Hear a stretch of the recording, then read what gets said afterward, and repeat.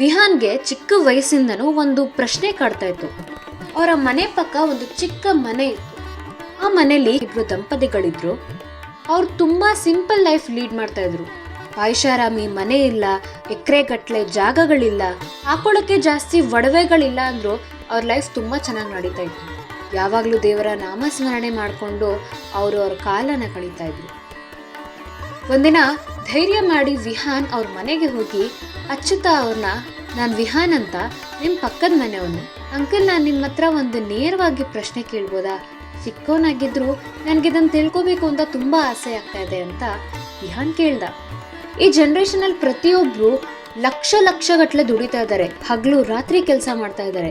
Luxurious life lead ಮಾಡಕ್ಕೆ, ಮುಂದಿನ ಜನರೇಷನ್ಗೂ ಆಗಕ್ಕೆ ಅವರು ತುಂಬಾ ಕಷ್ಟಪಡ್ತಾ ಇದ್ದಾರೆ. ಒಡವೆಗಳು ತಗೊಂತಾ ಇದ್ದಾರೆ, ಎಕರೆಗಟ್ಲೆ ಜಾಗ ತಗೊಂತಾ ಇದ್ದಾರೆ, ಇಷ್ಟೆಲ್ಲ ಮಾಡ್ತಾ ಇದ್ದಾರೆ. ಅದೇ ನಿಮ್ಮಿಬ್ರನ್ನ ನಾನು ಚಿಕ್ಕ ವಯಸ್ಸಿಂದನೂ ನೋಡ್ತಾ ಇದ್ದೀನಿ. ನೀವಿಬ್ರು ಯಾವುದೇ ಅಪೇಕ್ಷೆ ಇಲ್ಲದೆ ನಾವು ಬದುಕ್ತಾ ಇದ್ದೀರಲ್ಲ, ಇದು ಹೇಗೆ ಸಾಧ್ಯ? ನಿಮ್ಗೆ ಯಾವತ್ತೂ ಆಸೆ ಬಂದಿಲ್ವಾ? ದುಡ್ಡು ದುಡಿಬೇಕು, ಜಾಗಗಳು ತಗೋಬೇಕು, ಸಂಪಾದನೆ ಮಾಡಬೇಕು ಅಂತ ನಿಮ್ಗೆ ಯಾವತ್ತೂ ಅನ್ನಿಸ್ಲಿಲ್ವಾ ಅಂತ ಕೇಳ್ತಾನೆ. ಆಗ ಅಚ್ಚುತ ಅವ್ರು ಏನ್ ಹೇಳ್ತಾರೆ ಅಂದ್ರೆ, ವಿಹಾನ್, ನೀನ್ ಹೇಳ್ತಾ ಇರೋದು ಸರಿನೇ, ಜನರು ಸುಖಕ್ಕಾಗಿ ಓಡ್ತಾರೆ, ಆದ್ರೆ ನೀನು ಯಾವ ಸುಖ ಅಥವಾ ಸಂಪತ್ತು ಅಂತ ಹೇಳ್ತಾ ಇದೆಯೋ, ನಿನಗೆ ಗೊತ್ತಾ ಅದೇ ಸಂಪತ್ತು ನಮ್ಮ ಬದುಕಿಗೆ ಎಷ್ಟು ಭಾರ ಅಂತ ನಿನಗೆ ಗೊತ್ತಾ ಅಂತ ಕೇಳ್ತಾರೆ. ವಿಶಾಲ್ಗೆ ಭಾರನ? ನಮ್ಮ ದುಡ್ಡು ಯಾವತ್ತೂ ನಮಗ್ ಭಾರ ಅನ್ನಿಸ್ಲೇ ಇಲ್ವಲ್ಲ, ನಮ್ಮ ಸಂಪತ್ತು ಯಾವಾಗ ನಮ್ಗೆ ಭಾರ ಅನ್ಸತ್ತೆ ಅಂಕಲ್ ಅಂತ ಕೇಳ್ತಾನೆ. ಆಗ ಅಚ್ಚುತ ಅಂಕಲ್ ಏನ್ ಹೇಳ್ತಾರೆ ಅಂದ್ರೆ, ನಾನು ಹೀಗೆ ಒಂದು ಕೇಳ್ತೀನಿ ವಿಹಾನ್, ಇವಾಗ ನಿನ್ನ ಮನೆಯಲ್ಲಿ 2-3 ಕೋಟಿ ದುಡ್ಡಿದೆ, ಮತ್ತೆ ತುಂಬಾ ಬೆಲೆ ಬಾಳುವಂತಹ ಒಂದು ವಸ್ತುಗಳನ್ನ ನೀನ್ ಇಟ್ಟಿದ್ಯಾ ಅಂತ ಅನ್ಕೋ. ನೀನೀಗ 2-3 ದಿನದವರೆಗೂ ನೀನು ಮನೆಯಿಂದ ಹೊರಗಡೆ ಇರಬೇಕು ಅಂತ ಅಂದ್ರೆ ನಿನ್ನ ಮನಸ್ಸೆಲ್ಲ ದುಡ್ಡು ಮತ್ತೆ ಆ ಸಂಪತ್ತರ ಮೇಲೆ ಗಮನ ಇರತ್ತೆ ಹೊರತು ನೀನು ನೆಮ್ಮದಿಯಿಂದ ಇರಕ್ಕಾಗಲ್ಲ. ಆದ್ರೆ ದೇವರ ನಾಮಸ್ಮರಣೆ ಹಂಗಲ್ಲ ವಿಹಾನ್. ನಾವೆಲ್ಲಿ ಹೋದ್ರೂ ನಮ್ಮ ದೇವರ ನಾಮಸ್ಮರಣೆ ನಮ್ಮ ಜೊತೆನೇ ಇರತ್ತೆ. ಅದನ್ನ ಯಾವತ್ತೂ ಯಾರೂ ಕದಿಯಕ್ಕಾಗೋದಿಲ್ಲ. ಸಂಪತ್ತನ್ನ ಕದಿಬೋದು, ದುಡ್ಡನ್ನ ಕದಿಬೋದು. ನೀನ್ ಸಂಪಾದಿಸಿರೋ ಆ ಜಮೀನ್ನ ನೀನೇನ್ ಹೇಳ್ತಾ ಇದೀಯಾ, ಯಾರಾದ್ರೂ ಬಂದ್ಬಿಟ್ಟು ಇದು ನನ್ನ ಜಾಗ, ನೀವ್ ಹೇಗ್ ಮಾಡಿದ್ರಿ, ಡಾಕ್ಯುಮೆಂಟ್ಸ್ ತಗೊಂಡ್ಬನ್ನಿ, ಹಂಗೆ ಹಿಂಗೆ ಅಂತ ಕೋರ್ಟ್ ಕೇಸ್ ಅನ್ನೋದ್ರು ಆದ್ರೆ ಆ ಕೋರ್ಟ್ ಕೇಸ್ ಅಂತ ಅಲಿಬೇಕಾಗತ್ತೆ. ನಿನ್ನ ಅರ್ಧ ಜೀವನ, ನೀನ್ ಗಳಿಸಿರೋದನ್ನೇ ಸುರಕ್ಷಿತವಾಗಿ ಇಡಬೇಕು ಅಂತ ನಿನ್ನ ಅರ್ಧ ಜೀವನ ಕಳೆದೋಗುತ್ತೆ. ಹಾಗೆ ಮುಂದುವರ್ಸ್ಕೊಂಡು ಹೇಳಿದ್ರು, ವಿಹಾನ್, ನಾನೇನ್ ಹೇಳ್ತಾ ಇದ್ದೀನಿ ಅಂದ್ರೆ, ಈ ಸಂಪತ್ತು ದುಡ್ಡು ಅನ್ನೋದೆಲ್ಲ ನಮ್ಗೆ ನಮ್ಮ ಜೀವನಕ್ಕೆ ಎಷ್ಟು ಬೇಕೋ ಅಷ್ಟು ಮಾಡ್ಕೊಂಡ್ರೆ ಸಾಕು. ಜಾಸ್ತಿ ಮಾಡ್ಕೊಂಡು ಹೋದ್ರೆ ನೆಮ್ಮದಿಯಿಂದ ಇರಲ್ಲ. ನಮಗೆ ನೆಮ್ಮದಿ ಬೇಕು ಅಂದ್ರೆ ದೇವರ ನಾಮಸ್ಮರಣೆಯಿಂದ ಒಂದೇನೆ ನಮಗೆ ನೆಮ್ಮದಿ ಕಾಣೋದು. ಅಚ್ಚುತ ಅವ್ರು ಹೇಳಿರೋ ಉತ್ತರದಿಂದ ವಿಹಾನ್ಗೆ ಒಂಥರ ಲೈಫ್ ಚೇಂಜಿಂಗ್ ಅನ್ಸತ್ತೆ. ವಿಹಾನ್ ಆಗ thank you uncle, thank you so much ಅಲ್ಲಿಂದ ಎದ್ದು ಹೋಗ್ತಾನೆ. ವೀಕ್ಷಕರೇ, ಇದೇ ನಮ್ಮ ಪುರಂದರದಾಸರು ತಮ್ಮ ಉಗಾಭೋಗದಲ್ಲಿ ಹೇಳಿರೋದು. ಒಡವೆಯನ್ನೇ ಗಳಿಸಿದರೆ ಚೋರರ ಭಯವುಂಟು, ಸೊಬಗುಳ್ಳ ಮಡದಿಯನ್ನೇ ಗಳಿಸಿದರೆ ಜಾರ ಭಯವುಂಟು, ಒಡವೆಯನ್ನು ಗಳಿಸಿದರೆ ಪರರಾಜರ ಭಯವುಂಟು, ನಿನ್ನ ಪಾದವನ್ನೇ ಗಳಿಸಿದರೆ ಮತ್ಯಾರ ಭಯವಿಲ್ಲ ಪುರಂದರ ವಿಠಲ ಅಂತ.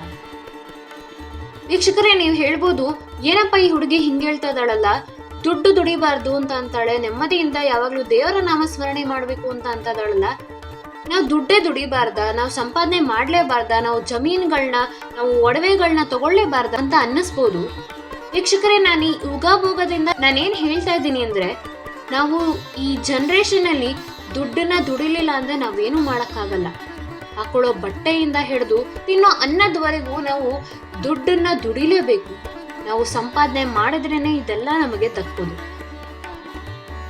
ನಮಗೆ ಲಕ್ಸುರಿಯಸ್ ಲೈಫ್ ಬೇಕು ಅಂತ ನಾವು ದುಡಿಯಬಹುದು ವೀಕ್ಷಕರೇ, ಆದ್ರೆ ಒಂದು ಅರ್ಥ ಮಾಡ್ಕೊಳ್ಳಿ, ಆ ಲಕ್ಸುರಿಯಸ್ ಲೈಫ್ನ ಲೀಡ್ ಮಾಡಬೇಕು ಅಂತ ಕಷ್ಟಪಟ್ಟು ರಾತ್ರಿ ಹಗಲನ್ನ ನೋಡದೆ ದುಡ್ಡನ್ನ ದುಡಿತೀರ, ಐಷಾರಾಮಿ ಜೀವನ ನಡೆಸ್ತೀರ.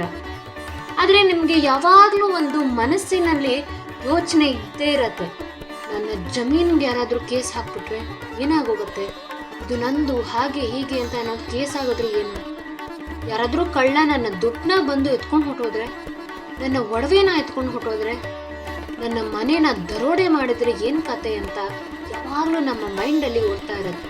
ಜಮೀನುಗಳ ವಿಷಯಕ್ಕೆ ಬಂದ್ರೆ ಯಾರಾದ್ರೂ ಒಬ್ರು ಬಂದ್ಬಿಟ್ಟು ಇದು ನಮ್ಮ ಜಾಗ, ನೀವು ಹೇಗೆ ತಗೊಂಡ್ರಿ, ಹಾಗೆ ಹೀಗೆ ಅಂತ ಕೇಸ್ ಏನಾದರೂ ಹಾಕಿದ್ರೆ ಇಡೀ ಜೀವನ ಆ ಒಂದು ಕೇಸಲ್ಲಿ ನೀವು ಮುಳುಗೋಗಿರ್ತೀರ. ವೀಕ್ಷಕರೇ, ಈ ಜನ್ಮನ ನಾವು ಏನಕ್ಕೆ ತಗೊಂಡಿರೋದು ಅಂದರೆ, ನಾವು ದುಡ್ಡು ದುಡ್ಕೊಂಡು ಸಂಪಾದನೆ ಮಾಡಿಕೊಂಡು ನಾವು ಜೀವನ ನಡೆಸಬೇಕು. ಒಂದು ಕಡೆಯಿಂದ ಅದು ಸರಿ, ನಾವು ಬದುಕಬೇಕು ಅಂದರೆ ನಾವು ಏನಾದರೂ ತಿನ್ನಬೇಕು ಅಂದರೆ ಏನಾದರೂ ಸಂಪಾದನೆ ಮಾಡಿದ್ರೇ ಅದನ್ನು ನಾವು ಗಳಿಸ್ಕೊಳಕ್ಕಾಗೋದು. ಅದು ಒಂದು ಪಾಯಿಂಟ್ ಆಫ್ ವ್ಯೂನಲ್ಲಿ ಸರಿ ವೀಕ್ಷಕರೇ. ಆದರೆ ದುಡ್ಡೇ ನಮ್ಮ ಬದುಕಿಗೆ ಒಂದು ದೊಡ್ಡ ಭಾರ ಆಗಬಾರ್ದು ವೀಕ್ಷಕರೇ. ನಾವು ಈ ಜನ್ಮ ತಗೊಂಡಿರೋದು ದೇವರ ನಾಮಸ್ಮರಣೆಗೆ, ನಮ್ಮ ಆತ್ಮ ಉದ್ಧಾರಕ್ಕೆ. ಜೀವನದಲ್ಲಿ ಕಷ್ಟ ಬಂದಾಗ ನಾವು ಎಲ್ಲಿಗೆ ಹೋಗ್ತೀವಿ ಹೇಳಿ? ದೇವಸ್ಥಾನಕ್ಕೆ. ಏನಕ್ಕೆ? ಮನಃಶಾಂತಿಗೋಸ್ಕರ.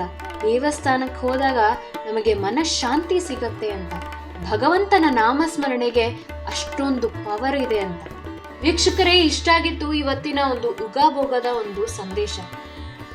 ಇನ್ನೂ ಹೆಚ್ಚಿನ ಉಗಾಭೋಗಕ್ಕೆ ನನ್ನ ಚಾನೆಲ್ನ ಸಬ್ಸ್ಕ್ರೈಬ್ ಮಾಡಿ, ಲೈಕ್ ಮಾಡಿ, ಶೇರ್ ಮಾಡಿ, ಹಾಗೆ ಕಮೆಂಟ್ ಮಾಡಿ ವೀಕ್ಷಕರೇ. ಹರೇ ಶ್ರೀನಿವಾಸ.